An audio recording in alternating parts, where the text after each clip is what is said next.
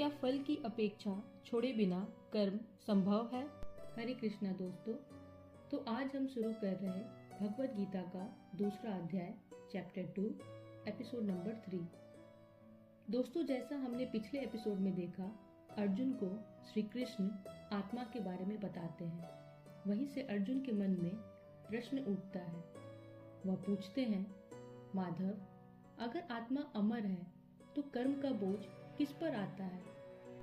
श्री कृष्ण अर्जुन को याद दिलाते हैं कि अपने धर्म को देखकर भी तू भय करने योग्य नहीं है, अर्थात तुझे भय नहीं करना चाहिए, क्योंकि क्षत्रिय के लिए धर्म युक्त युद्ध से बढ़कर दूसरा कोई कल्याणकारी कर्तव्य नहीं है।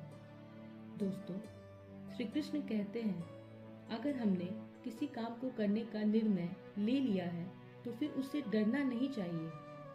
पूरे तन मन धन से बस उस काम को करने में लग जाना चाहिए। जब निर्णय ले लिया तो डरना कैसा? डरने का कोई मतलब नहीं, सिर्फ करने का मतलब है, कर्म करने का। फिर बोले, हे पार्थ, अपने आप प्राप्त हुए और खुले हुए स्वर्ग के द्वार को इस प्रकार के युद्ध को भाग्यवान क्षत्रिय लोग ही पाते हैं। दोस्तों, श्री कृष्ण युद्ध को खुला हुआ स्वर्ग का द्वार बता रहे हैं। हमारे लिए भी ये बात इस तरह से सही है। हमें भी अपने जीवन में चुनौती मिलती है तो उसे मोक्ष मानकर चैलेंज को पूरा करने में लग जाना चाहिए। श्री कृष्ण अर्जुन को फिर बोलते हैं, सुख दुख, हार जीत, लाभ हानि को एक समान समझकर अपना कर्तव्य निभाओ और युद्ध के लिए खड़े हो जाओ।